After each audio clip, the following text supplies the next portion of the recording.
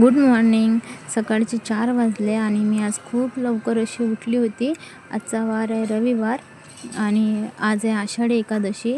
आषाढी एकादशी ही हिंदू धर्मात खूप महत्त्वाची मानली जाते.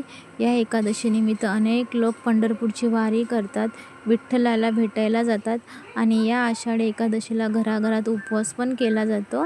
महाराष्ट्राच्या कानाकोपऱ्यातून अनेक लाखो संख्येने लोक विठ्ठल नामाचा गजर करत आषाढी एकादशीला पायी दिंडीत सहभागी होतात.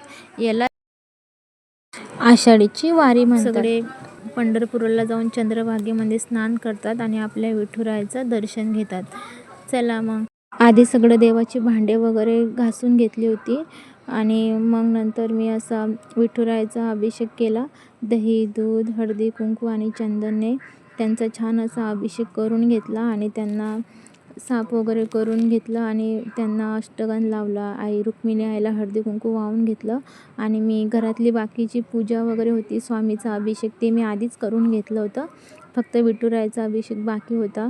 नंतर त्यांना मस्त असे मोगऱ्याचा गजरा वगैरे असं लावून घेतला आणि छान अशी फुलांची रांगोळी वगैरे काढली होती मी आज. तुपाचा दिवा लावून आरती वगैरे करून घेतली आणि नैवेद्य वगैरे ठेवला. स्वामीची पण माझी सेवा चालू आहे, कारण का 10 तारखेला गुरुपौर्णिमा आहे, तर माझं पारायण चालू आहे स्वामीचरित्र सारामृतचं. तर ते पण मी करून घेतलं आणि असं होती माझी आजची पूजा. साधीच पूजा केली होती आणि नंतर मग घरातली कामे वगैरे आवरून घेतली मी पटकन. काही जास्त काम नाही होतं आज घरातलं आणि मग मी स्वामीच्या मठामध्ये आली होती. आपण पंढरपूरला तर जाऊ शकत नाही, पण बघा आज माझ्या स्वामीमध्ये मी माझ्या विठुरायाचं दर्शन घेतलं. तुम्ही पण घ्या.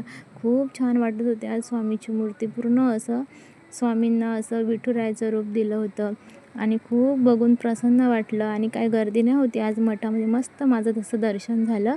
असा होता माझा आजचा दुपारपर्यंतचा दिवस.